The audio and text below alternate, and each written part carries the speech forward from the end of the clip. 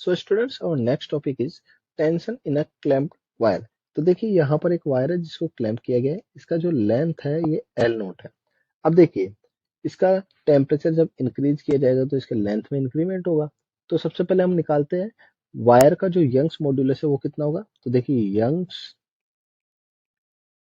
Modulus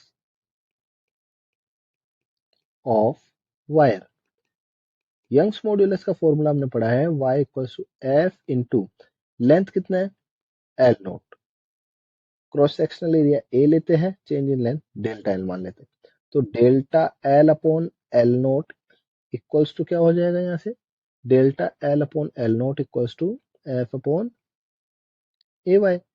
अच्छा देखिए यहाँ पे थर्मल कॉन्ट्रैक्शन इन लेंथ क्या पढ़ा है हमने, थर्मल कॉन्ट्रैक्शन इन लेंथ ये ऑलरेडी हमने पढ़ रखा है, delta L equals to L naught alpha delta T. So delta L upon L naught क्या आ जाएगा यहाँ से, अल्फा डेल्टा टी। यानी delta L upon L naught की जगह हम क्या पुट कर सकते हैं, अल्फा डेल्टा टी। तो देखिए पुट करके देखते हैं, alpha delta T equals to F upon A Y. यहाँ से फोर्स का वैल्यू मिलेगा Y A alpha delta T. ये हमारे पास फोर्स का वैल्यू आ गया है। ये फोर्स का वैल्यू है तो ध्यान रखिएगा ये क्वेश्चन आता है इससे डायरेक्ट।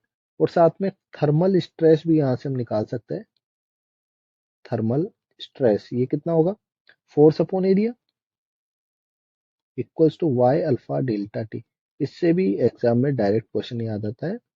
तो स्टूडेंट्स इन दोनों फॉर्मूलों को याद कर लीजिएगा। अब बात करते हैं normal force between rod and rigid wall. तो स्टूडेंट्स अब डिस्कस करते हैं normal force between rod and rigid wall. तो देखिए एक रॉड है एल नोट लेंथ की, इसको रिजिड वॉल के बीच में क्या कर दिया गया है, क्लैंप कर दिया गया है। इट मीन्स इसकी जो लेंथ एल नोट है ये चेंज होने वाली नहीं है।